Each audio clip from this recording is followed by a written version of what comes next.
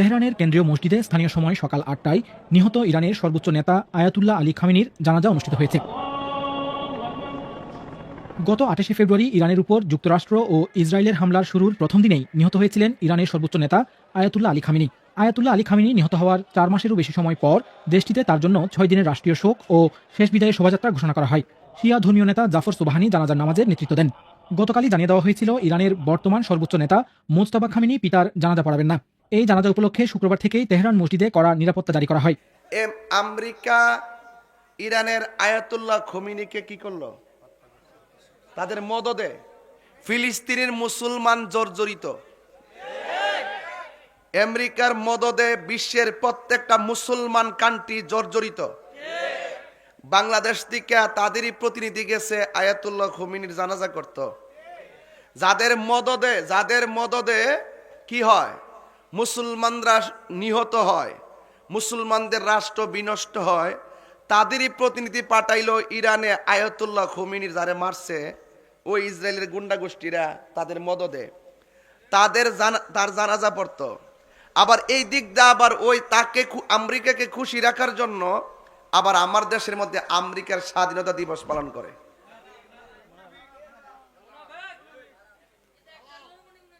আমি কি বুঝাইতে পারছি কথাটা? তাইলে এখন বলেন, এই বিশ্বের মধ্যে ফিলিস্তিনের মুসলমানদেরকে বছরের পর বছর মারতে মারতে মারতে মারতে শহীদ করতে করতে বাইতুল আকসা পর্যন্ত এরা ঘাঁটি বানাইছে। আর ওই পরাশক্তিরা কি আমাদের কোনোদিন বন্ধু হতে পারে? এই বাংলাদেশ যখন স্বাধীন হয় তখন যারা আমাদেরকে স্বাধীন হিসাবে ঘোষণা করে নাই, যারা বরং এই স্বাধীনতাকে ধ্বংস করার জন্য অস্ত্র দিয়ে ওই পাকিস্তানি হানাদার বাহিনীদেরকে সহযোগিতা করেছে, তারা কি আমাদের বন্ধু হতে পারে? আমার প্রশ্ন এখানে না।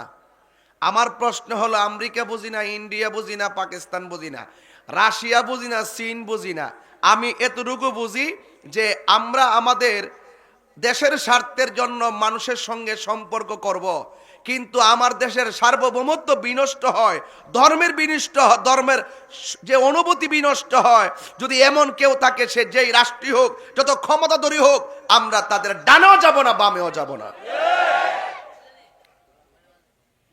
এখন প্রশ্ন হলো, এই লোকগুলো এটার দ্বারা প্রমাণই হয় যে আমেরিকার স্বাধীনতা দিবস যেহেতু বাংলাদেশের সংসদ ভবনের জায়গায় দাঁড়ায় তারা পালন করে, এর দ্বারা বোঝা যায় তারা ক্ষমতায় যে আসছে, গোলামির চুক্তি যে করছে, এটা সুন্দর করে প্রমাণ দিছে।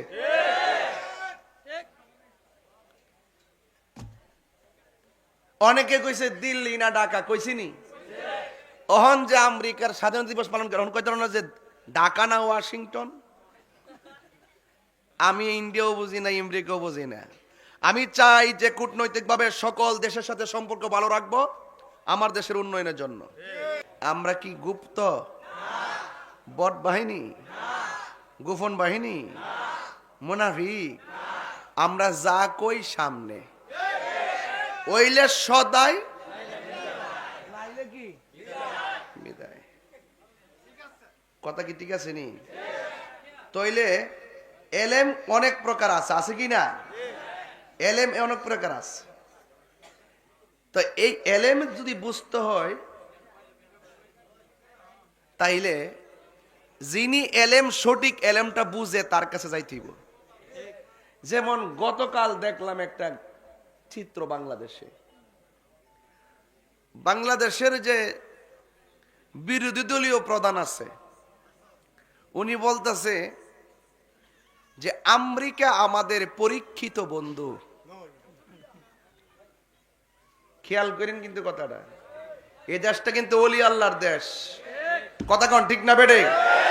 আমি কোন জায়গায় যাইতেছি লাইনটা বুঝায় যায়। বর্তমান বিরোধী দলের নেতা জামাতের আমির ডক্টর শফিকুর রহমান, উনি বলতেছে আমেরিকা হলো বাংলাদেশের পরীক্ষিত বন্ধু। কি বন্ধু?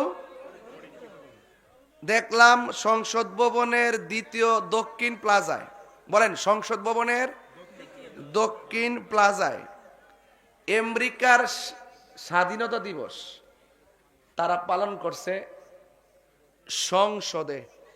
কোথায়? সংসদে দক্ষিণ প্লাজা। আচ্ছা, আমরা বাংলাদেশের এইরকম স্বাধীনতা দিবসের অনুষ্ঠান বিশ্বের কোন রাষ্ট্রে জাতীয় সংসদের সামনে করছে? কথা কোনা। তিনি কি বলছে? আমেরিকা হলো বাংলাদেশের কি লিখছে, রাখেন আমি একটু তথ্য ছাড়তে বলা ঠিক না। যুক্তরাষ্ট্র বাংলাদেশের একটি পরীক্ষিত বন্ধু। তা আমি আজকে স্ট্যাটাস দিছি যে দেশ স্বাধীনের 56 বছরের ভিতরে একটা ডাহা মিথ্যা কথা শুনলাম। লেখাটা মিলছে নি?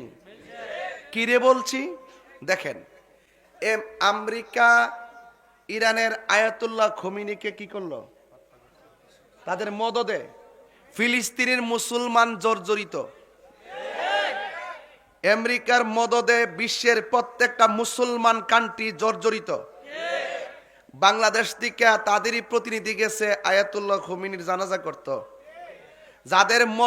যাদের মদদে কি হয়? মুসলমানরা নিহত হয়, মুসলমানদের রাষ্ট্র বিনষ্ট হয়, তাদেরই প্রতিনিধি পাঠাইলো ইরানে আয়াতুল্লাহ খোমেনির যারে মারছে ওই ইসরায়েলের গুন্ডা গোষ্ঠীরা তাদের মদদে তার জানাজা পড়তো। আবার এই দিক দিয়ে আবার ওই তাকে আমেরিকাকে খুশি রাখার জন্য আবার আমার দেশের মধ্যে আমেরিকার স্বাধীনতা দিবস পালন করে।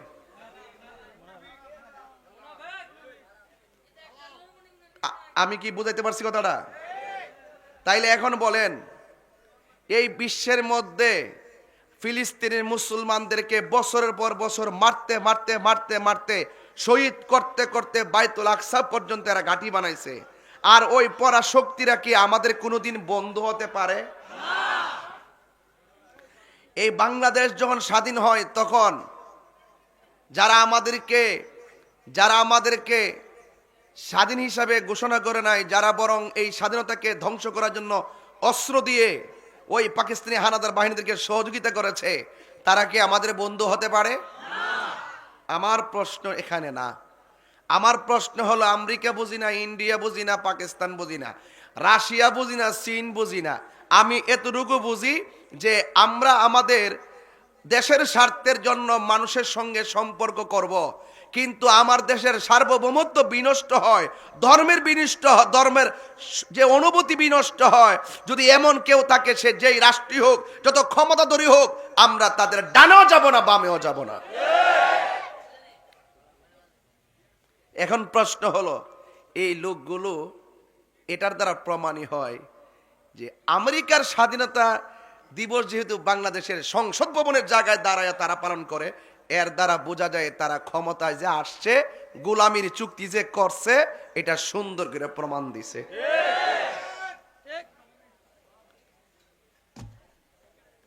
অনেকে কইছে দিল্লি না ঢাকা, কইছিনি? অহন যে আমেরিকার স্বাধীনতা দিবস পালন করে, অহন কইতে না যে ঢাকা না ওয়াশিংটন। আমি ইন্ডিয়াও বুঝি না, আমেরিকাও বুঝি না। আমি চাই যে কূটনৈতিকভাবে সকল দেশের সাথে সম্পর্ক ভালো রাখবো আমার দেশের উন্নয়নের জন্য। আর যার যার ব্যক্তিগত এজেন্ডা ব্যবহার করে ক্ষমতায় এসে আমার দেশের মানুষ, আমার সার্বভৌমত্ব, আমার ধর্মকে যদি হুমকির মুখে ফেলানো দেওয়ার ষড়যন্ত্র করা হয়, সেখানে আমরা কেউ মেনে নিব না।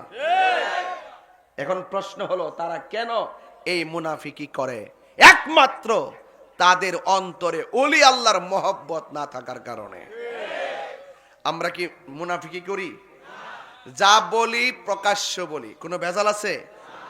তাইলে বোঝা গেল এলেমের অনেক প্রকার আছে। এলমু তাসাব্বুর, এলমু তাসদিক। এলমু তাসদিক করে তার মুখের কথা শুনলে বোঝা যায় কথাটা সত্য না মিথ্যা। এই যে উনি যে কথাটা বলল, আমেরিকা হলো বাংলাদেশের